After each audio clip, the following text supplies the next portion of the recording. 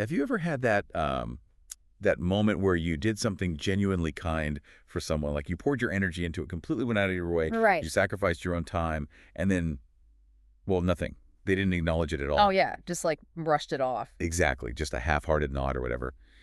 And in that exact second, you felt this sudden physical cold chill right in the center of your chest. Like a drop. Yeah, a hollow, sinking, almost nauseating drop in your stomach. Welcome to today's deep dive, by the way. We're really getting right into it today. We really are. But, I mean, it's such a universal feeling, and it's actually a very real physiological response, you know? Wait, really? It's an actual physical thing? Oh, absolutely. When we experience what our brain perceives as an unreciprocated social investment, it triggers an actual neurochemical cascade in the body. Wow, so it's not just me being overly sensitive. No, not at all. Your vagus nerve reacts to the perceived social rejection, and that can literally slow your heart rate down for a fraction of a second.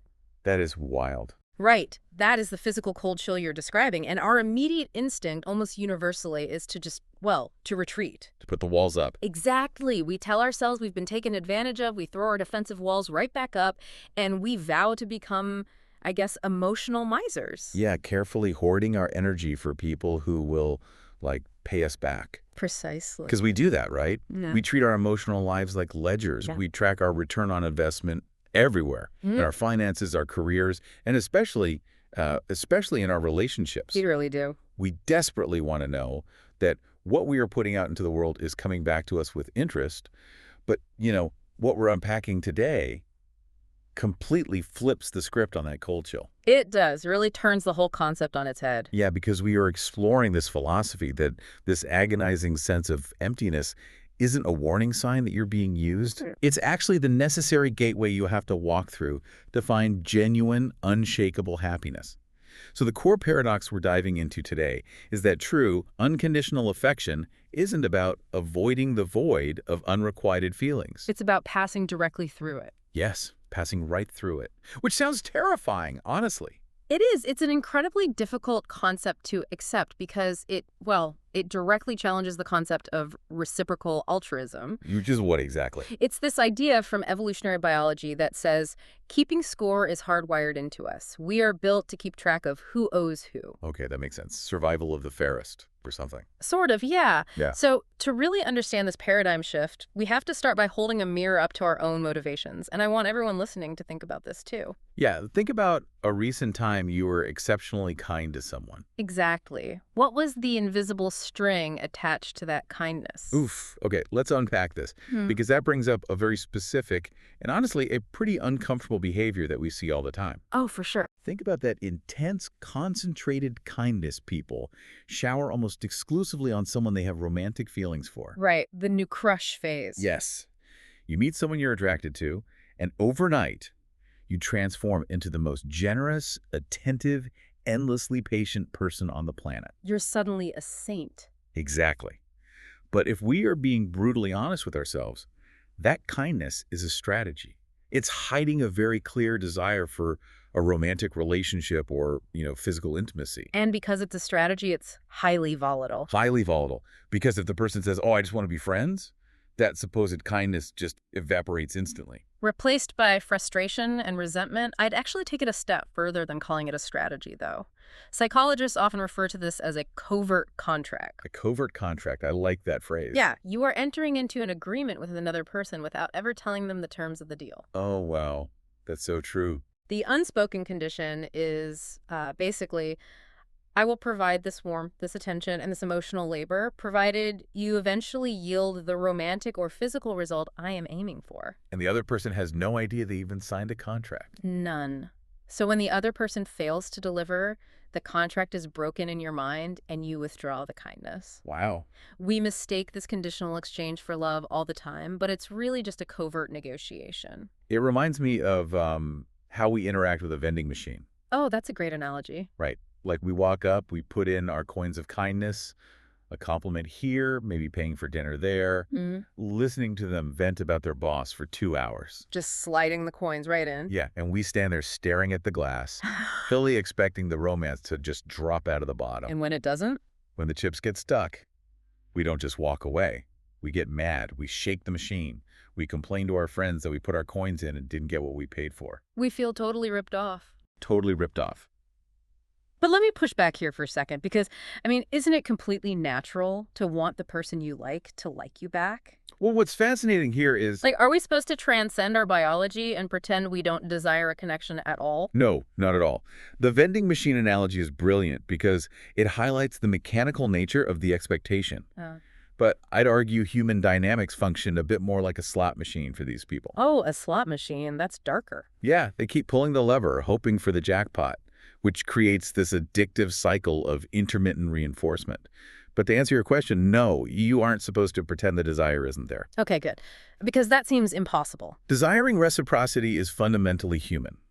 But what the source text is saying is that we have to demand a higher level of self-honesty. Right. We have to stop calling the slot machine pull unconditional kindness. Mm. When your actions are predicated entirely on a specific outcome, you aren't actually seeing the other person anymore. You're just seeing the prize. Exactly. You're seeing a vehicle for your own satisfaction. You are projecting a whole script onto them. And they don't even know their lines. They don't. They cease to be a complex, autonomous human being with your own inner life, fears, and preferences. And if they deviate from your script, you feel betrayed. But they didn't betray you. No, they Yeah. just existed as themselves. Your own covert contract set the trap. And as long as we operate through that transactional lens, true affection will always be out of reach. Because it's not real affection. Right. Genuine affection requires seeing the person, not the potential return on investment. Man, which is a tough pill to swallow. It really forces you to look back at all the times you patted yourself on the back for being a quote-unquote nice person. Yeah, And realize you're actually just being a very patient, very manipulative salesperson. that's a very humbling realization. So if this targeted romantic kindness is just a transactional game, how do we break the habit? Like, how do we actually learn what pure kindness looks like? Well, the philosophical approach we're examining today proposes a radical detox for this behavior. A detox. I'm listening. It suggests expanding our radius of affection in a way that feels, honestly, almost absurd. Okay, how absurd are we talking? It feels absurd because it requires dismantling our deeply ingrained habits of emotional hoarding. We're being asked to take that exact same level of deep, attentive kindness we reserve for romantic prospects and distribute it equally to everyone. Wait. Everyone. Everyone. Regardless of gender, regardless of age, regardless of social status or utility. That's wow. We have to strip away the qualifiers we use to determine who, quote, deserves our best selves. It's very similar to the Stoic concept of Heracles' circle. Right. Expanding the circles of concern. Exactly, or the Buddhist practice of metta, where you actively work to feel the same loving kindness for a total stranger as you do for your own family. Okay, but let's look at the practicality of that for a second. You're saying, I need to take that hyper-focused new crush energy where I'm hanging on their every word, remembering their favorite coffee order, bringing infinite patience to the interaction. Yes. And apply that to, like, a casual acquaintance, or the guy scanning my groceries, or a much older neighbor. That's exactly what the text proposes. I feel like I'd burn out in a single afternoon. It sounds absolutely exhausting. It is exhausting, initially at least, because you're exercising an emotional muscle that has completely atrophied. Okay. But the exhaustion is part of the diagnostic process. Yeah. By deliberately stripping away the gender and age biases, you are forcing yourself to confront your own internal calculations. Oh, I see. If you find it effortless to spend 3 hours listening to the problems of someone you find highly attractive, Which we all do. right, but then you feel burdened and annoyed after 5 minutes of listening to an elderly relative, you have to look at that discrepancy. Ouch. That calls a lot of people out. It forces the question, am I actually a compassionate listener? Or am I just paying an entry fee for a desired outcome? Wow. That is a sharp mirror to look into. It's like stress testing your own empathy by removing the reward and seeing what behavior actually survives. That's a brilliant way to put it. And what survives is the foundation of genuine affection. Now, it's wildly inefficient in the traditional transactional sense. Right, because you're not getting anything out of it. You aren't optimizing your time to secure a mate or network with a boss. It's taking the long way around. But when you completely remove the possibility of a romantic or utilitarian return, whatever kindness remains is finally genuine. It's a democratization of emotional labor. Yes. Because right now, society stratifies empathy. What do you mean by that? Well, the wealthy, the beautiful, and the powerful get the best cuts of our attention, and everyone else gets the scraps. Ah, yeah, that's painfully true. Decoupling deep care from utilitarian intent flattens that hierarchy entirely. Just imagine how radically public spaces would change if we actually did this. Like a brief, polite conversation at a bus stop could carry the same dignity and emotional weight as a first date. It would completely transform society. But I keep coming back to the burnout factor. Giving at this scale, loving this broadly and deeply, it has to have a severe metabolic cost. Oh, it does. If I am giving my best self equally to everyone, paying deep attention to everyone, what happens to my own reserves? That brings us to the physics of self-sacrifice. Hmm? And it's crucial we don't romanticize the act of giving here. Right, because we aren't infinite batteries. Exactly. Empathy is not an infinite magical resource. It requires actual physiological fuel. There's a psychological concept called ego depletion. I've heard of that.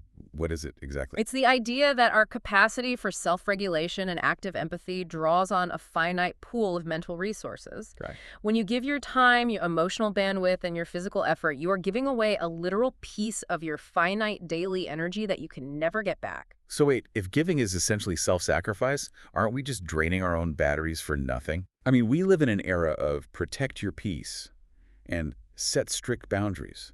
If I just give away pieces of myself to everyone without demanding anything back, won't I just disappear? It feels like that, doesn't it? It feels like we're being told to set ourselves on fire to keep strangers warm. That is a very valid critique, and it's where people often profoundly misunderstand the concept of unconditional giving. Okay, how so? The goal is not to become a heartless, numb martyr who doesn't want love back, or someone who completely ignores their own depletion. Because we're human. Exactly. You are a biological organism. You cannot turn off the alarm bell in your nervous system that says, I'm running on empty, I need some input. Right. The urge for reciprocity is woven into our survival instincts. Love. The text explicitly states that completely erasing that desire is impossible. The key is simply how you interact with that urge. Okay, let's ground this in a scenario we've all lived through. Okay. You spend your entire weekend helping a friend move. Oh, the classic favor. The ultimate test of friendship. You give up your Saturday and Sunday. You strain your lower back, carrying a sleeper sofa up 3 flights of stairs. In summer heat, probably. Always. Yeah. You are sweating, you are exhausted, and when the truck is finally empty, the instinct to want a simple thank you or for them to order a pizza and buy you a beer is overwhelming. Naturally. Are we supposed to pretend we don't want the pizza? Not at all. Think about the neurology of that moment. Your brain operates on a reward prediction error system. Which means? You've expended massive effort, and your dopamine pathways are anticipating a reward, the pizza, the gratitude, a cold drink. Right. When the friend just says, okay, see ya, and closes the door, your dopamine levels actually drop below blackline. And that feels terrible. It feels awful. But the practice isn't to suppress that drop or pretend it didn't happen. The practice is mindful acknowledgement. You create a space between the stimulus and your response. So instead of storming down the stairs muttering about how ungrateful they are, what do you do in that space? You observe the desire objectively. You internally recognize it. Like talking to yourself. Basically, you say to yourself, I see that my brain wants a reward right now. I feel the desire for a thank you. I feel the resentment trying to build because I didn't get the pizza. You just name it. You name it. You acknowledge the physical and emotional cost you just paid. Recognizing this instinct is the vital first step in managing your boundaries without weaponizing your emotions. That makes a lot of sense. You accept that you made a sacrifice, you feel the lack of a return, and you just sit with that reality. You don't let it dictate your behavior, and you don't use it as an excuse to mentally write the person off. It's the difference between noticing you are hungry and throwing a massive tantrum in a restaurant because the breadbasket hasn't arrived yet. Perfect analogy. Yeah. You just notice the hunger. Yeah. But acknowledging the cost is one thing. What happens when you keep paying that cost over and over with different people? You keep giving your time, your empathy, your weekends, and the pizzas never come.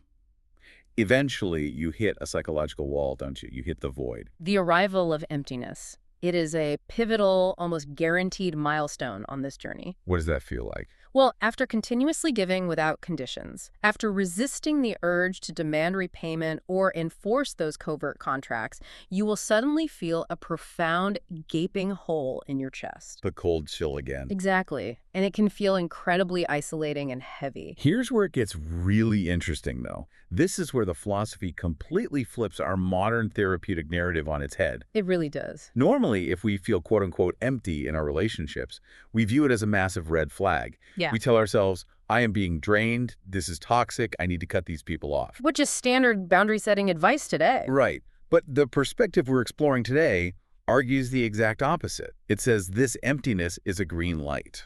It is the definitive proof that you are actually doing it right. Wait, feeling empty means you're doing it right. Yes. This emptiness is not a sign of weakness. It is not a lack of affection. And it is certainly not proof that your effort was wasted. Then what is it? It is the natural, inevitable architectural shift of your psyche when you live unconditionally. Okay, break that down for me. Think about it. For your entire life, the space in your mind has been cluttered with calculations. If I do X, they will do Y. I did this for them, so they owe me that. Exactly. When you stop doing the math, when you rip up the contracts, the space where all that ego and expectation used to live becomes empty. Oh, wow. It's like gutting a house down to the studs. Yeah. The house isn't ruined because the walls are gone.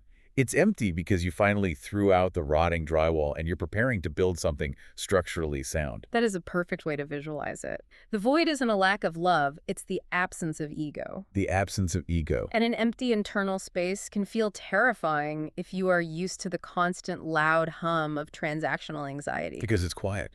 Too Yeah. quiet. Right. The natural human reaction is to panic and try to fill that void immediately, often with anger, or by demanding attention, or by finding a new distraction. We hate feeling empty. We despise it. Yeah. But the challenge here is to simply walk with it, to let the emptiness just be emptiness. I really want you, the listener, to internalize this for a second. Think about a time you felt totally drained and unappreciated by someone you deeply cared about. We all have one. Maybe you stayed up all night talking them through a crisis, and the next day they left you on rid. Think about that hollow, sick feeling in your chest. Yeah. What if, instead of being angry or feeling like a fool who got played, you viewed that exact feeling as proof of your own sincerity? What a reframe. What if that emptiness meant you finally loved someone purely without a safety net? It completely disarms the resentment, doesn't it? It really does. If emptiness is the necessary threshold to cross, then you can't be angry at the other person for bringing you to it.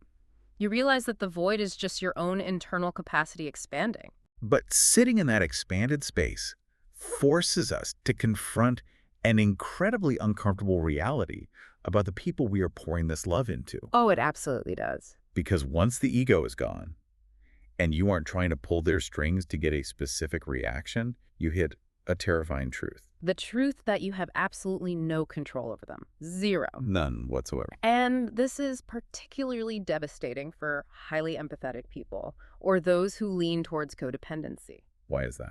Because we often harbor this secret belief that if we just love someone hard enough, Yes. if we provide enough pure, unconditional support, we can guarantee their happiness. We think our love is the magic variable that will fix their sadness or cure their trauma. Which is just another covert contract, isn't it? Bingo. Like, I will give you unconditional love and the conditions that you have to heal and be happy. Yeah. We disguise our need for control as caretaking. This raises an important question, though. If we look at attachment theory, specifically anxious attachment, individuals often use excessive caretaking as a strategy to maintain proximity and control. To keep the person close so they don't abandon them. Exactly. We have to clearly separate our actions from the recipient's results. The right to be happy or to remain unhappy belongs entirely to their autonomy. It's their choice. Recognizing that their life is their life lifts an immense burden off the giver's shoulders, but it requires completely surrendering the savior complex. It's like trying to program a computer versus interacting with a weather system. I like that. We want human beings to be algorithms, Yeah. Like if I input good advice and patience, the output should be a happy, functional person. But we aren't machines. No, they are a weather system. You can build a beautiful shelter, you can provide the best soil and water for a plant, but you can't force the roots to take in the nutrients. You can't force the storm to stop. You really can't. If the plant wilts, it doesn't mean your water was bad. And what's even more perplexing is when people actively choose to stay out in the storm. It happens so often. Right. We see people who don't just fail to take in the love, they aggressively reject it because they actually fear the happiness you're offering. The fear of happiness is deeply rooted in how the brain adapts to long-term stress or trauma. How does that work? Well, we often say unhappiness is familiar, but it's more physiological than that. If you have lived your whole life in a state of chaos, your sympathetic nervous system, your fight or flight response is your baseline. It still feels normal. Exactly. Your amygdala is constantly scanning for threats. When someone comes along and offers pure, calm, unconditional love without any drama, hidden motives, it doesn't feel relaxing. It feels terrifying. It feels like a trap. Because peace feels like a trap. Yeah. If your entire life experience has taught you that the other shoe always drops, a quiet, loving environment just feels like the agonizing wait for the shoe to drop. Yes. You spend all your time looking for the hidden string instead of enjoying the connection. Exactly. For a dysregulated nervous system, peace feels like an ambush waiting to happen. That is so sad, but so true. And accepting pure love also means they have to accept that they are worthy of it, which might shatter their core beliefs about their own identity. So what do? They unconsciously sabotage the dynamic. They start fights. They pick fights, they pull away, they engage in destructive behaviors just to reintroduce the chaos their brain actually knows how to navigate. Because they know how to survive a storm, but they don't know how to sit in the sunshine. Precisely.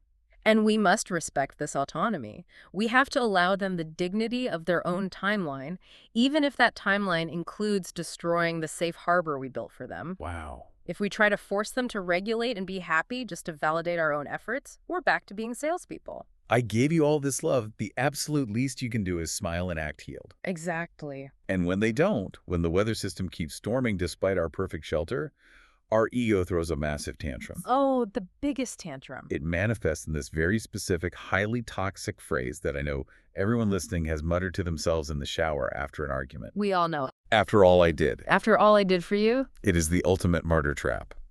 When the void hits and we realize our total lack of control, this phrase bubbles up like magma. After all I did for you, you're going to treat me like this. Yeah. After all I sacrificed, you're just going to walk away.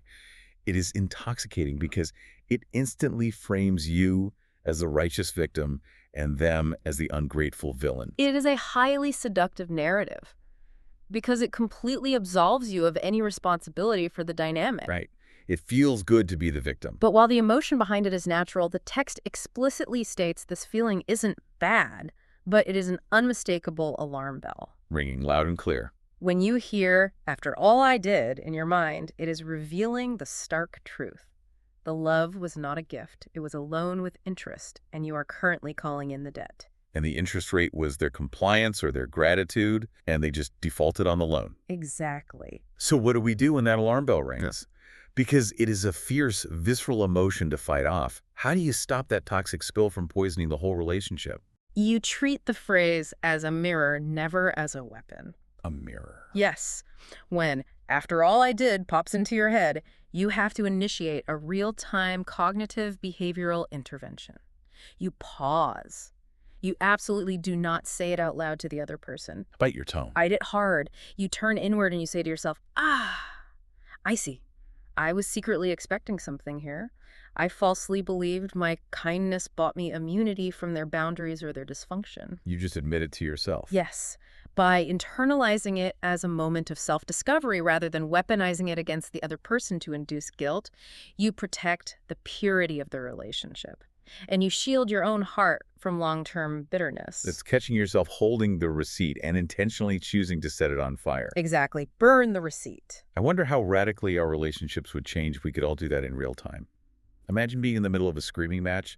That phrase is right on the tip of your tongue, and you just stop. It changes everything. You realize your blinding anger isn't actually about what they're doing. It's about your own grief over not being able to control them. It requires immense emotional maturity and neuroplasticity, but practicing this self-awareness literally rewires your brain's response to interpersonal friction. It makes you more forgiving, doesn't it? It trains you to be radically forgiving of others' limitations. You realize they aren't maliciously denying you what you are owed because you were never owed anything in the first place. Right. And crucially, it makes you forgiving of your own hidden selfishness. We can stop pretending to be these perfect altruistic saints and just accept our flawed human mechanics. That makes total sense.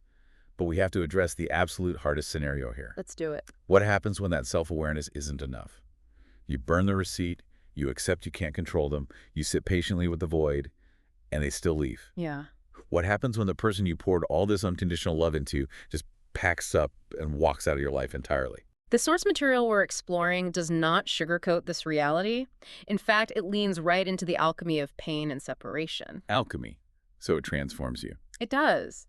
On this path, you will face profound misunderstandings. You will face separation. True. And you will face the excruciating reality that the person you cared for so deeply, the person you sacrificed for, might go off and be perfectly, blissfully happy with someone else. Someone else. Someone who didn't put in a fraction of the work you did. So wait, are we just supposed to transcend human jealousy completely? Like, am I supposed to be thrilled that someone I gave everything to has walked out of my life and is living their best life with a total stranger while I'm left holding the bag? No. Because that sounds impossible. That sounds like emotional masochism. It would be masochism if you were demanding that you feel joy in the face of that loss.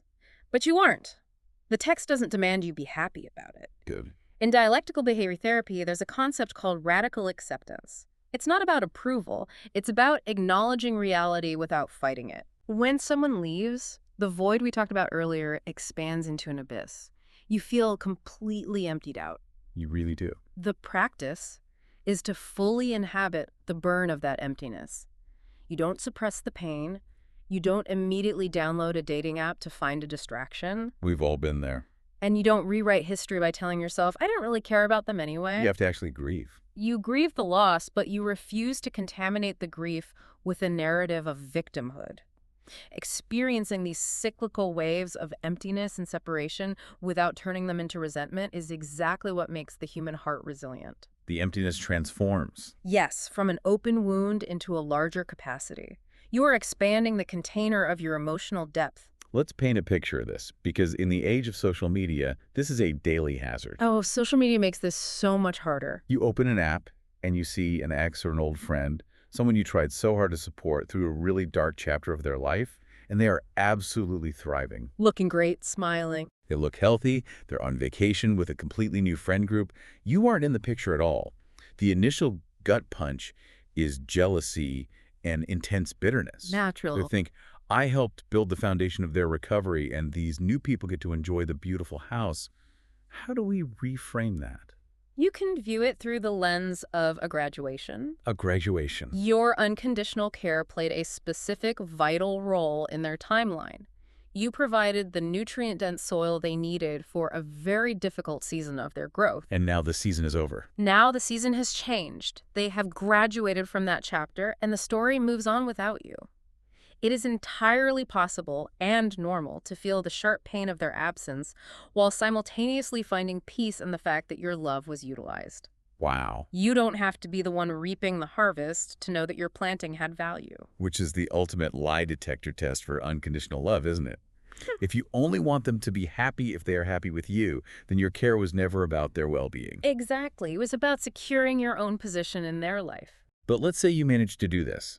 You survive the crucible. You sit with the void. You let go of the control. You watch them graduate and move on. And you successfully fend off the bitterness. It's a long road. What is the actual payoff? Does this philosophy offer any tangible hope? Or are we just destined to wander the earth as incredibly resilient, very lonely monks? No. There is a profound payoff, but it operates on a mathematical scale that our transactional instant gratification minds really struggle to accept. Okay, lay it on me. The culmination of this journey is understanding the 1% return rate and what we might call the quiet echo. The 1% return rate. Okay, I love when abstract philosophy introduces hard math. Break this down for me. As you continue walking this path, expanding your radius of unconditional giving, you will inevitably attract all sorts of people. You will absolutely attract opportunistic energy vampires who sense your lack of boundaries and want to drain you. Which is why recognizing the cost without resentment is so important. Exactly. That is a given. But eventually, inevitably, you will also attract people who truly understand and operate on this exact same wavelength. So like attracts like eventually. Yes. But How do you survive the waiting period without becoming totally cynical? By adopting a specific probabilistic shield, you expect a return only one time out of 100. Only 1 in 100. Assume that 99 times you give love, give your time, or expend energy, absolutely nothing will come back to you. Expecting a 1% return rate sounds incredibly bleak at first glance. Like it sounds like you're just giving up on the fundamental goodness of humanity. I'd argue it's the exact opposite of bleak. It's a profoundly effective shield against chronic anger. How so? Think about it mathematically. If your baseline expectation is a 100% return on your kindness, you are going to be furious every single day of your life. True. People disappoint us constantly. If you expect a 50% return, you will be chronically, exhaustingly disappointed. But if you mentally, genuinely accept that only 1 in 100 acts of kindness will be reciprocated, Then the 99 times you were ignored, you don't feel betrayed. You simply think, that's just the math. That was one of the 99. You don't take it personally. it completely insulates your ego. It really does. You aren't waiting for the slot machine to hit the jackpot every time you pull the lever. You're just putting coins in because you fundamentally enjoy the act of playing the game, of being a generous person. Yes. And when that one instance of true reciprocal love does arrive, Yeah. when someone matches your energy unconditionally, it doesn't feel like a transaction completing. It feels like an absolute miracle. It keeps your heart incredibly light. But there's an even deeper reward mentioned here, right? Something beyond just eventually meeting the right people. It's about how this philosophy physically alters your biology. This is where psychology meets physiology. The ultimate reward isn't something you receive from the outside. It is a fundamental shift in your own nervous system. Wait, it changes your nervous system. Yes.